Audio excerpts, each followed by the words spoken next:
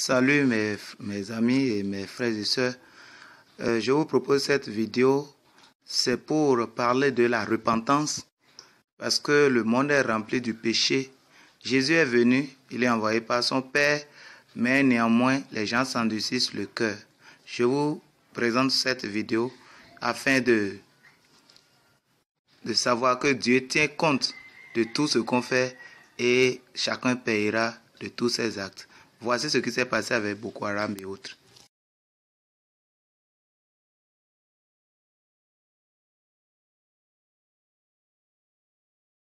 De la secte djihadiste, on parle de ses coups d'éclat, mais on connaît mal ses méthodes, son organisation. Eh bien, nous avons pu nous procurer des images tournées au cœur même de Boko Haram. Bonsoir Étienne Lénart. Bonsoir David. Vous nous direz dans un instant quel enseignement on peut en tirer. D'abord, voici ce document commenté par Samassoula avec Pascal Caron. Attention, si des enfants sont à vos côtés, certaines images peuvent heurter. Des interminables prêches de leur chef aux lycéennes enlevées, c'est la propagande de Boko Haram que l'on a l'habitude de voir. Et puis, tout ce qui se passe, il n'y a pas la paix au Nigeria et c'est la tuerie, l'assassinat et tout ce que vous voyez maintenant en direct. C'est dommage parce qu'on refuse Christ, Jésus qui est le prince de la paix et c'est la crise. Vous voyez, nous voulons la paix en refusant le prince de la paix. Voici ce que l'Éternel a dit. Non seulement les Boko Haram qui sont en train de pécher, mais aussi tous ceux qui refusent d'accepter Jésus. Parce qu'en refusant d'accepter Jésus, nous sommes en train de donner l'occasion aux ténèbres de continuer à étendre leur influence. Parce que les armes ne peuvent pas combattre les armes, surtout au Nigeria, et arrêter. Parce que c'est l'Éternel des armées qui est capable. Nous voyons, le général Buhari est là, mais rien n'a changé. Sans Christ, nous ne pouvons pas arriver à trouver la solution à la situation de Boko Haram au Nigeria. Psaume 127 dit ceci: si l'Éternel ne construit pas la maison, c'est le verset 1, les maçons travaillent pour rien. Si le Seigneur ne garde pas la ville, le gardien la garde pour rien. Sur les rochers, totalement dépassée, l'armée nigériane abandonne la ville. Gwoza vient de tomber aux mains de la secte islamiste. Sur ces images, aucun civil n'est visible. Les habitants se terrent ou ont pris la fuite. Regardez le péché horrible, le nord-coréen. Suivez. L'idolâtrie au Bénin, Kinensi et la cybercriminalité. Suivez. Pour donner du succès dans le panthéon béninois, un dieu s'est fait célèbre en la matière. Son nom, Kinensi. Qu'on peut décomposer en son originalité, Kinisi, la femme de lion, Kinisi. Est-ce qu'on peut la voir? Vous voulez la voir comment? En avoir une image, est-ce que c'est possible chez vous? L'image. C'est impossible. Je dis c'est impossible. Vous ne pouvez pas la voir. Puisque c'est une pratique qui consiste d'une manière ou d'une autre à jouer sur la sensibilité de l'autre et obtenir quelque chose de soi, nous avons dans notre tradition des rituels, nous avons dans notre tradition des rites, des cérémonies. L'idolâtrie, c'est une pratique satanique. Quand la Bible refuse l'idolâtrie, on se dit non, c'est notre tradition ancestrale, les Blancs veulent arrêter. Non. Vous voyez, c'est ce qui se passait et c'est ça qui se passe. Pour cela, ils ont baptisé le Bénin comme un pays vaudou. Le Bénin n'est pas un pays vaudou. Le Bénin est un pays de Christ. Le Bénin est un pays de Christ et Jésus va racheter son pays. Le sang versé de Jésus parle plus fort que le sang d'Abel. Et du sang humain, un changement de plat aux conséquences fatales. Le lion vit de quoi? De la forêt. 2. Mais il vit de quoi dans la forêt? Il vit du sang. Le lion, c'est un carnivore. Ils ont égorgé. Ils ont égorgé comme un porc, comme un bœuf, comme un mouton. Mon frère, par 2 endroits au niveau du cou. Ils l'ont égorgé par ici, ils l'ont égorgé par là. C'était effroyable, traumatisant, inquiétant et révoltant à la fois. Ce que nous constatons aujourd'hui, les gens vont faire consommer à cette divinité l'humain. Le pouvoir que l'homme détient, ça va renforcer ses capacités, ses énergies. Et ça renforce ses énergies et il vous répond de façon systématique. C'est un vaudou qui consomme du sang humain. Du sang humain, purement humain. Une abomination. L'idolâtrie, c'est un péché grave. Mais en suivant toutes ces choses, on serait en train de dire, oh, les gens sont cruels, ils sont méchants. Mais nous aussi, on est en train de tromper notre femme. On va prendre la femme d'autrui pour aller dans l'hôtel, pour aller dans les boîtes de nuit. On trompe notre mari et on détourne. On continue à faire des choses méchantes, mauvaises, dans le secret. Mais Dieu voit la fourmi noire sur la pierre noire dans la nuit noire. Il connaît tous nos actes. Et un jour, il va juger. Il va juger. Et si le jour du jugement vient, personne ne peut l'échapper. Personne. Personne. On peut aujourd'hui crier parce qu'on a des forces. On peut aujourd'hui donner des arguments, des excuses pour s'encourager. Mais ce qui est sûr, même si on ne croit pas en Dieu, une chose est sûre, on ne peut pas refuser de croire qu'un jour on va mourir.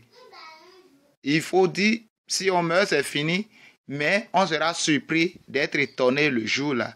Si on endurcit encore notre cœur, parce que Dieu nous montre par toutes les manières que lui, il va juger. Il a jugé Sodome et Gomorrhe. Au temps de Noé, il a fini avec ce temps. Beaucoup se disent non, c'est une histoire inventée. Mais regardez ce qui se passe au niveau de la vidéo. C'est des choses d'actualité. Si la colère de Dieu se lève, aucune puissance, même la première puissance mondiale, les États-Unis, ne peuvent pas tenir. Dans une fraction de seconde, Dieu peut anéantir toutes les armes des puissants de ce monde. Pourquoi ne pouvons pas chercher à s'accrocher à ce Créateur? Il t'a créé sans toi, mais il ne peut pas te sauver sans toi. Mon frère, ma soeur, avant que le jour J n'arrive, le Seigneur nous appelle à la repentance, à venir à lui. Tout péché qu'on commet, même ça nous a rendu esclaves. On se masturbe et on se donne des excuses. La masturbation, c'est un grand péché. Le mensonge, les critiques, les soupçons, même les soucis, les murmures. Un jour, nous allons répondre de ça si on ne se repent pas. L'heure a sonné afin que nous nous repentions. Matthieu, chapitre 3. À ce moment-là, Jean-Baptiste paraît dans le désert de Judée. Il annonce: changez votre vie. Oui, le royaume des cieux est tout près de vous. Ne dis pas je suis musulman, ne dis pas je suis chrétien. Repentons-nous, que l'orgueil ne nous ferme pas les yeux pour nous détourner du mal.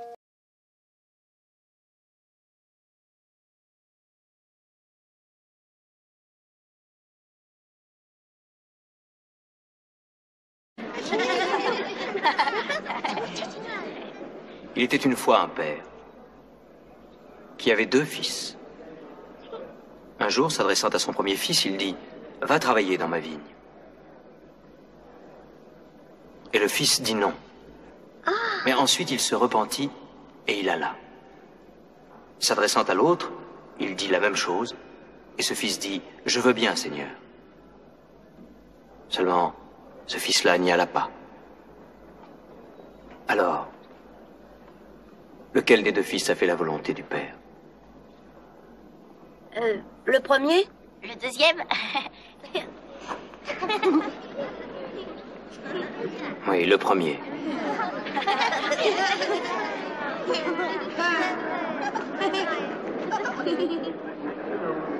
Et que signifie cette parabole? c'est qu'il y a ceux qui croient être dans la voie droite parce qu'ils disent oui à Dieu, mais ils ne font pas sa volonté.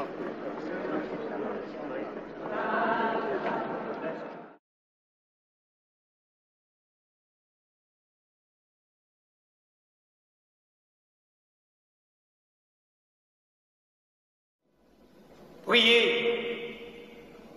pour ceux qui vous persécutent. Si vous aimez seulement ceux qui vous aiment, quelle récompense méritez-vous? Les publicains n'agissent-ils pas de même?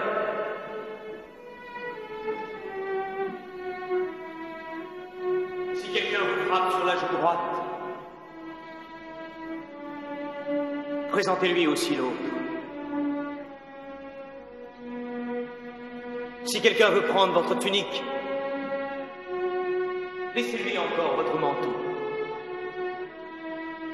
Donnez à celui qui vous demande. Ne vous détournez pas de celui qui veut emprunter de vous. Ne faites pas à autrui ce que vous ne voudriez pas qu'on vous fît à vous-même. Ne jugez point, afin que vous ne soyez point jugés. Ne condamnez point, et vous ne serez point condamnés. Pardonnez, et vous serez pardonnés.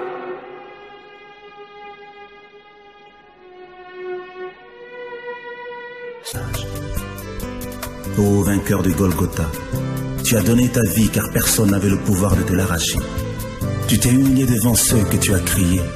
Tu mourais pour ceux qui te maltraitaient, mais que tu aimais de l'amour de Dieu.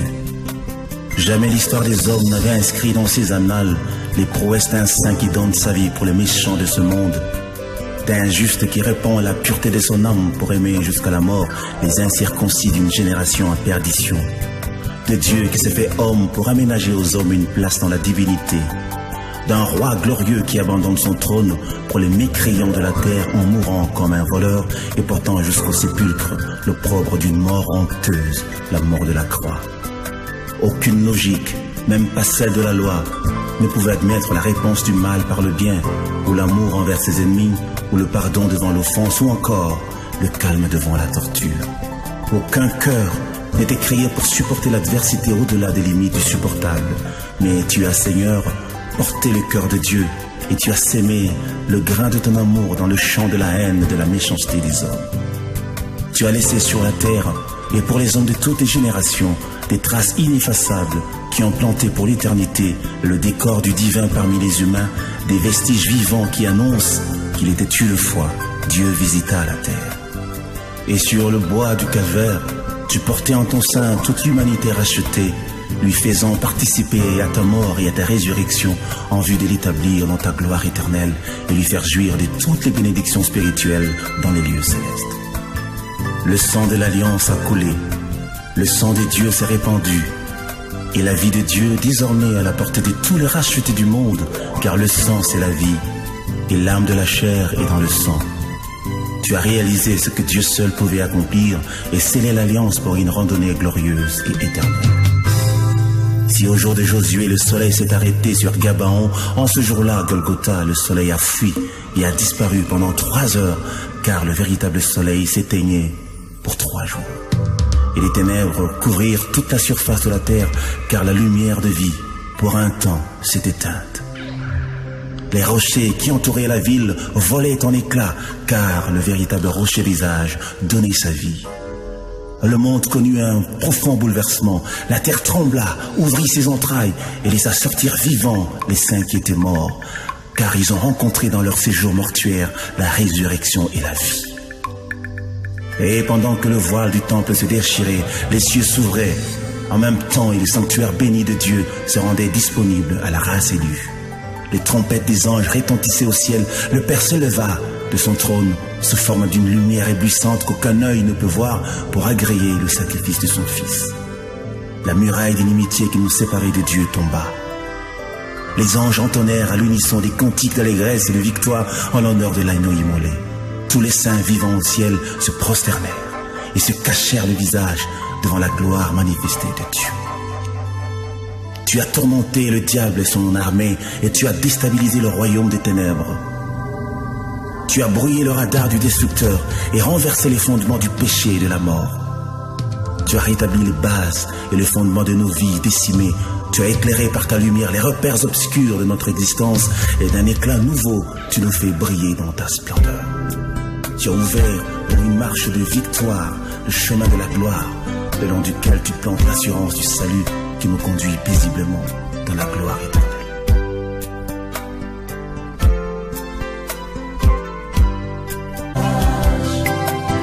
Sa joie dans mon cœur me remplit de sa force. Je vis comme un vainqueur et je proclame sa victoire.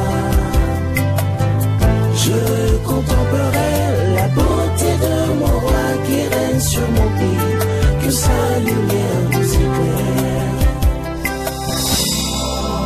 Qui parmi les hommes pouvait vaincre la mort? Quelle créature, même parmi les anges, pouvait anéantir la puissance du péché? Qui parmi les rois et les princes pouvait autant marquer l'univers et se placer au centre des événements, au cœur des circonstances comme toi, Seigneur, le véritable noyau de la vie? Et désormais, tous ceux qui aspirent à l'éternité n'ont de repère qu'en toi. Tous les grands enjeux de l'humanité ne trouvent une issue véritable qu'en toi. Toutes les questions du monde n'ont de réponse qu'en toi, pourvu que les hommes de ce siècle le sachent et qu'ils accourent vers la source de leur bonheur que tu es. Tu es sorti vivant d'une terre qui n'était pas structurée pour te contenir. Tu as rencontré la mort dans ses demeures. Tu lui as ravi les clés du séjour de mort et tu as rendu libres toutes les victimes que l'aiguillon de la mort avait frappées. Tu venais de publier le décret qui mettait fin au règne des ténèbres et ouvert pour l'humanité rachetée une ère nouvelle. La puissance de la résurrection t'a ramené vivant de là où tous ceux qui sont nés de femmes sont restés captifs, jusqu'à ce que tu viennes accomplir ce qui était prévu dès les origines. Tu as quitté la terre comme tu y étais entré, c'est-à-dire par la voie d'un prodige. Tu as traversé physiquement les cieux pour regagner la demeure de ta majesté et occuper le trône de ta grandeur, et les cieux célébrèrent ta victoire. Les forces des ténèbres se sont liguées, la vallée de la mort aménagée pour une randonnée funèbre. Cependant, ton veto s'est opposé au dessein cynique de l'enfer, car le dernier mot t'appartient. Le breuvage mortel a répandu ses traits nocifs dans mes entrailles et entamé l'œuvre de la destruction. Mais gloire soit rendue à toi qui contrôle toutes choses. Tu m'as souverainement rendu la vie afin que je vive essentiellement pour te faire plaisir, vivre pour t'aimer, vivre pour te célébrer encore et toujours. Tu es digne d'occuper le trône de mon cœur et de remplir mon être profond, d'être celui vers qui se porteront tous les désirs de mon âme et pour qui je passerai tous mes jours sous le soleil. Il y a des mots que je ne peux dire qu'à toi et ceux que je ne peux entendre que de toi. Comment ne pas aimer l'amour qui se fait aimer et qui déploie toutes ses vertus pour demeurer ancré dans les racines d'un cœur planté en toi? Comment ne pas enlacer l'amour incarné, vivant et parfait, qui manifeste toutes ses tendresses dans l'intimité de nos cœurs attachés pour la vie? Comment ne pas se réjouir d'un bonheur si réel, si puissant et si vrai, qui se vit mieux qu'il ne se raconte? L'histoire de notre alliance est pareille à une merveille que tu as inscrite dans les annales de l'éternité et qui ressemble aujourd'hui à une légende. Je suis issu du tronc de l'arbre de vie et planté comme une vigne de l'Éternel pour servir de signe de présage à cette génération et porter des fruits qui seront servis à la table du roi, aux noces de l'agneau, sous les airs de l'adoration. J'aime t'adorer, Seigneur, et proclamer ton amour, car c'est pour cela que tu m'as introduit sur la terre, vivre pour t'aimer et annoncer aux hommes que tu as créés que tu es Seigneur, digne de notre louange.